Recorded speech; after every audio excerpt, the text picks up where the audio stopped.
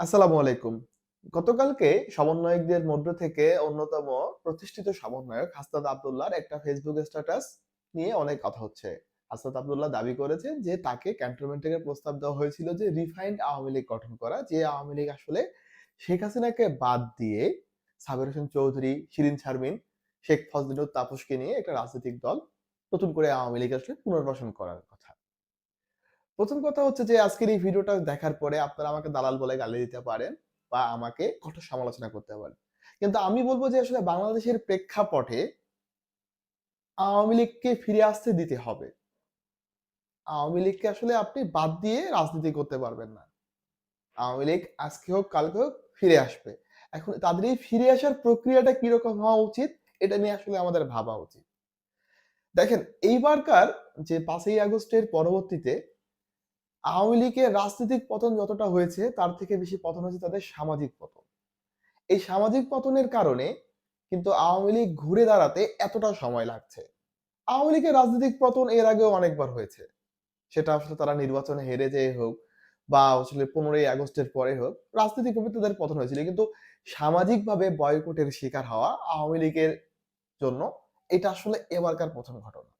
তো এই ১ম ঘটনায় এসে আওয়ামী লীগের যে ১ম এর দিকে যে স্ট্র্যাটেজি গুলো ছিল, সেই স্ট্র্যাটেজি গুলো আসলে কোনটাই আসলে আমার কাছে ভালো লাগেনি। তারা আসলে তাদের অন্যায়টাকে তারা যে ভুলটা করেছে, এই ভুলটাকে তারা জাস্টিফাই করার জন্য তাদের একটা বিশাল বড় প্রোপাগান্ডা গ্যাং, বিভিন্ন প্রোপাগান্ডা প্রতিনিয়ত ফেসবুকে ছড়িয়ে যাচ্ছে। তারা আসলে জাস্টিফাই করতে চাচ্ছে যে এবারকার জুলাইয়ের বিপ্লবটাতে আসলে তাদের কোনো এখানে হাত নেই। এটা আসলে পশ্চিমা সমাজের একটা অংশ। হ্যাঁ, মানে নিলাম। ঠিক আছে, এটা পশ্চিমা সমাজের অংশ। কিন্তু আওয়ামী লীগের হাত ধরেই কিন্তু অনেক মানুষের মৃত্যু হয়েছে। এবং আওয়ামী লীগের সামাজিক যে পতনটা হয়েছে, এটার পতনের জন্য সবচেয়ে বড় আসলে ভূমিকা পালন করেছে সমন্বয়করা। সমন্বয়করা কখনোই আসলে আওয়ামী লীগকে ফিরতে দিতে চাবে না। বা যারা এবার জুলাই অভ্যুত্থানের পক্ষে ছিল, তারা কেউ আসলে আওয়ামী লীগ ফিরে এটা চাবে না। কেন চাইবে এবার তারা? কারণ আওয়ামী লীগ কিন্তু তাদেরকে এই ফ্লোরটা গত ৭ মাস ধরে আওয়ামী লীগ লাল স্বাধীনতা থেকে শুরু করে তাদের যে বিভিন্ন নেতাকর্মীরা রয়েছে, তাদের যে প্রোপাগান্ডা গ্যাং রয়েছে, তারা প্রতিনিয়ত ফেসবুকে হুমকি দিয়ে যাচ্ছে যে আওয়ামী লীগ ফিরে আসলে তোমাদেরকে দেখে নেওয়া হবে, আওয়ামী লীগ ফিরে আসলে তোমাদের চামড়া থাকবে না, তোমাদের লাল স্বাধীনতাকে আমরা এটা করব ওটা করব। প্রথম কথা, আওয়ামী লীগের যতটা সিম্পেথেটিক রাজনীতি করা দরকার ছিল, আওয়ামী লীগ এই সিম্পেথেটিক রাজনীতি গত ৭ মাসে তারা করতে পারেনি। আওয়ামী লীগের এইখানে যেটা উচিত ছিল বলে আমি মনে করি, হ্যাঁ, আমি একটা খুবই ছোট মানুষ, আমার মতবাদ ঠিক নাও হইতে পারে। যে আওয়ামী লীগ যে এখন ফ্রেশ একটা নেতৃত্বের দিকে যাচ্ছে, এটা ৫ই আগস্টের কিছুদিন পরপরই আসলে তাদের যে দলের যে সভানেত্রী শেখ হাসিনা, যাকে আসলে এই খুনের জন্য দায়ী করা হয়, তাদের স্বরাষ্ট্রমন্ত্রী আসাদুজ্জামান কামাল, এদেরকে বাদ দিয়ে একটা ফ্রেশ একটা তাদেরকে নেতৃত্ব দেওয়া এবং এই ফ্রেশ নেতৃত্ব এসে যে তাদের দলে যে ভুলগুলো হয়েছে সেগুলো স্বীকার করে নিয়ে তারা যদি আসলে চাইতো যে নতুন করে তারা রাজনীতিতে পুনরুত্থান করবে বা তারা প্রত্যাবর্তন করবে, তাহলে হয়তো তাদের জন্য রাজনীতিতে ফিরে আসাটা সমন্বয়ক বা যারা আসলে লাল স্বাধীনতার পক্ষে ছিল তাদের জন্য কিছুটা হলেও একটা কনসিডারের মধ্যে থাকতো। কিন্তু যে জিনিসটা বারবার যে এখন পর্যন্ত আপনি যদি হাসনাত আব্দুল্লাহর লাস্ট পোস্টটা দেখেন, তাতেও দেখবেন যে আওয়ামী লীগের যারা আসলে ফ্যান বেস, যারা আসলে অন্ধভক্ত অফ আওয়ামী লীগ, তারা কিন্তু এখনো আক্রমণাত্মক কথাই বলে যাচ্ছেন যে তোমাদেরকে দেখে নেওয়া হবে, তোমাদেরকে এটা করা হবে, তোমাদেরকে এটা করা হবে। তো যখন আসলে আপনি ওপেনলি কাউকে হুমকি বা থ্রেট দিয়ে যাচ্ছেন, সেটা আসলে এখন তো সরাসরি দেওয়া যাচ্ছে না, এখন হচ্ছে ভার্চুয়াল মিডিয়ায় আপনি দিচ্ছেন। তো তাহলে যদি কোনোভাবে আসলে আওয়ামী লীগ ফিরে আসে, তাহলে তাদের অবস্থা কি হবে? শুধুমাত্র তাদের অবস্থা না, যারা আসলে লাল স্বাধীনতার পক্ষে ছিল, তাদেরকে নিয়েও কিন্তু আওয়ামী লীগের একটা বড় ধরনের আসলে আপনার যে সমস্যা রয়েছে, তাদের যে সোশ্যাল মিডিয়ায় তারা প্রতিনিয়ত তাদেরকে এরকম হুমকি দিয়ে যাচ্ছে। একটা জিনিস দেখেন যে আওয়ামী লীগের যে ভোট ব্যাংক রয়েছে, এই ভোট ব্যাংকের মধ্যে আমি প্রধানত এটাকে ২ টা ভাগে ভাগ করি। একটা হচ্ছে যারা হচ্ছে অতিরিক্ত কট্টরপন্থী আওয়ামী লীগ, যারা আসলে আওয়ামী লীগকে ভালোবাসে। আরেকটা হচ্ছে যারা আসলে জামাতকে ঘৃণা করে, যারা আসলে ৭১ এর প্রেক্ষাপটটা জানে, যারা আসলে চিন্তা ভাবনা করে যে না, যেহেতু আওয়ামী লীগ আসলে ৭১ এ আমাদের মুক্তিযুদ্ধের নেতৃত্ব দানকারী দল, তাই আমরা আওয়ামী লীগকে ভোট দিব। তো যারা কট্টরপন্থী আওয়ামী লীগের সাপোর্টার এরা কিন্তু আসলে এখনো আওয়ামী লীগকেই ভোট দিবে বা তারা এখনো আওয়ামী লীগের সাপোর্টারে রয়ে গেছে। বাট যারা আসলে জামাতকে ঘৃণা করে বা বিএনপিকে ঘৃণা করে বলে আওয়ামী লীগের সাপোর্টার হয়েছিল বা আওয়ামী লীগকে ভোট দিয়েছিল, তারা কিন্তু ৫ই আগস্টের পরবর্তীতে আওয়ামী লীগকে সেভাবে আর চায় না।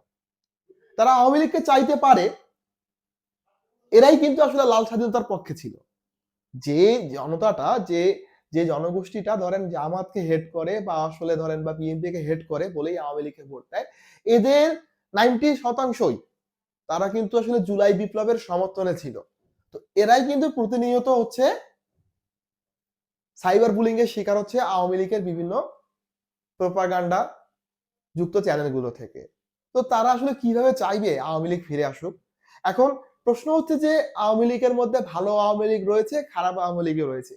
আসলে ভাই মানে এই জায়গাটাকে সংজ্ঞায়িত আপনি কিভাবে করবেন? যে একটা আওয়ামী লীগ ভালো বা একটা আওয়ামী লীগ খারাপ সেটাকে তো সংজ্ঞায়িত করা যাবে না। হ্যাঁ, আমি মেনে নিলাম যে এখন যারা দলটা পুনর্গঠন করে আসবে তারা ভালো আওয়ামী লীগ।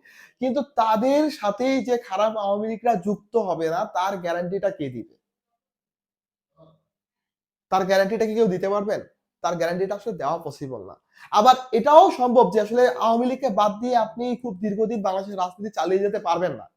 কারণ সেটা যদি হয় তাহলে কিন্তু দেশের জন্য ক্ষতি হবে। কারণ এখন আমাদের এনসিপির যে অবস্থা তাতে এনসিপি কখনোই রাজনীতিতে আসলে প্রধান বিরোধী দল হওয়ার মতো তাদের এখনো সক্ষমতা হয়ে ওঠেনি।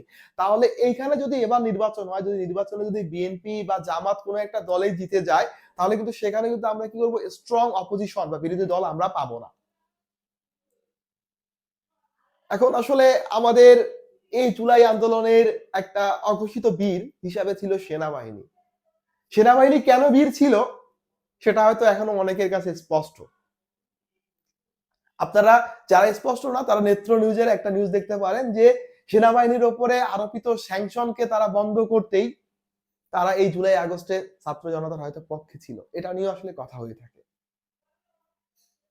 ব্যাপার হচ্ছে আমাদের দেশে সবচেয়ে বড় সমস্যা হচ্ছে আমরা সবাই কোনো না কোনো ক্ষেত্র থেকে সুবিধা ভোগ করতে পছন্দ করি। কিন্তু এই সুবিধা ভোগ করে কেউ আসলে দেশের কথা ভাবি না, কেউ দেশের দালাল আমরা হই না। আমরা যদি দেশের দালাল হতাম তাহলে দেশকে নিয়ে ভাবতাম। আমার কথা হচ্ছে একটা দেশে বিএনপি, আওয়ামী লীগ, জামাত বা এই ছাত্র দল তারা কিন্তু সাম্য অবস্থানে থাকতে পারত।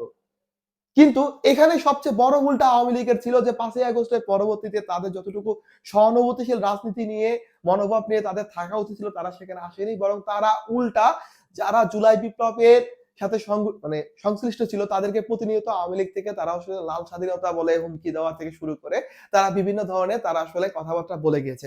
আমি আপনাকে এই জিনিসটা খুবই আসলে বলতে পারি যে আমার Facebook পেজটাকে আমি গতকালকে রাত থেকে হাসনাত আব্দুল্লাহর পোস্টটা দেওয়ার পর থেকে এখন আমি যখন ভিডিওটা রেকর্ডিং করি তখন সকাল 10:30টার মতো বাজে।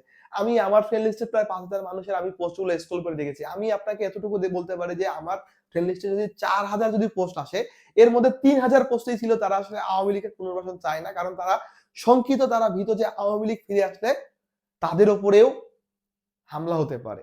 তো এই ইনসিউরিটিটা আসলে আওয়ামী লীগ ফিরে আসার পূর্বেই আওয়ামী লীগের আসলে যে ইনসিউরিটিটা মানুষকে যে একটা মানুষ ভুগছে যে আওয়ামী লীগ ফিরে আসলে তো আমার ক্ষতি হতে পারে।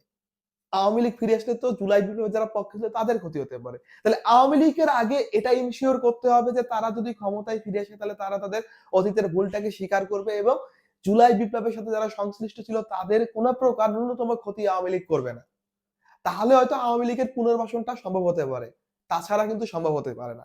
তাছাড়া আসলে সম্ভব হবে হয়তো কোন একটা রাজনৈতিক শক্তির প্রভাবে বা বহির্বিশ্বের প্রভাবে। কিন্তু স্বাভাবিকভাবে যারা জুলাই বিপ্লবের পক্ষে ছিল তারা কেউ আওয়ামী লীগের পুনর্বাসনটা চাইবে না। ভয়টা আসলে এখানে সবারই আসলে জানের ভয় রয়েছে, প্রাণের ভয় রয়েছে। আওয়ামী লীগ ফিরে আসলে যদি লাল বিপ্লবীদের প্রতি যারা আওয়ামী লীগ থেকে যাদেরকে লাল বিপ্লবী বলা হয়, বৃহত্তর একটা অংশ কিন্তু এর পক্ষে ছিল। যদি এটা না থাকতো তাহলে কিন্তু ৫ই আগস্টে শেখ হাসিনাকে দেশ ছেড়ে পালাতে হতো না। একটা বৃহৎ অংশ মানে দেশের আসলে আমি বলতে পারি ৮০% মানুষই কিন্তু ওই সময় আসলে জুলাই বিপ্লবের পক্ষে ছিল। কোন না কোন ভাবে ছিল। যার কারণে কিন্তু আওয়ামী লীগের পতনটা আসলে হয়েছিল। এখন এই আওয়ামী লীগের ২০% বা ৩০% সাপোর্টার যদি এই ৮০% মানুষকে চেপে ধরতে চায়, তাহলে এই ৮০% বলেন বা এখন যেটা যেহেতু জনসমর্থন কমে ৪০-৫০ এ আসতে পারে। এরা কিন্তু সহজে আওয়ামী লীগের পুনর্বাসন চাবে না। তাই আওয়ামী লীগের পুনর্বাসন হওয়ার পূর্বে আওয়ামী লীগকে এই জিনিসটা তাদেরকে নিশ্চয়তা দিতে হবে যে তারা যদি আসলে তারা প্রত্যাবর্তন করে, অবশ্যই সেটা শেখ হাসিনাকে বাদ দিয়ে বা তাদের যারা নেতাকর্মীরা যারা আসলে এই আন্দোলনের সাথে সংশ্লিষ্ট ছিল, যে তাদেরকে বাদ দিয়ে তাদেরকে আসতে হবে এবং আসার সময় তাদেরকে এটা এনশিওর করতে হবে যে তারা আসলে যাতে তাদের অতীতের ভুলটা স্বীকার করে নেয় এবং আসলে যারা জুলাই বিপ্লবের সাথে যারা সংশ্লিষ্ট ছিল তাদের যাতে কোনো ক্ষতি না হয়। ধন্যবাদ সবাইকে আমার কথাগুলো শোনার জন্য। আমার কথার সাথে আপনারা দ্বিমত হতেই পারেন। দ্বিমত হলে আমাকে জানাবেন এবং আমার কথাগুলো ভালো লাগলে আপনারা আমার চ্যানেলটা সাবস্ক্রাইব করতে পারেন। আমার Facebook এর ভিডিওগুলো শেয়ার করতে পারেন এবং আমাকে আপনারা জানাতে পারেন। আসসালামু আলাইকুম।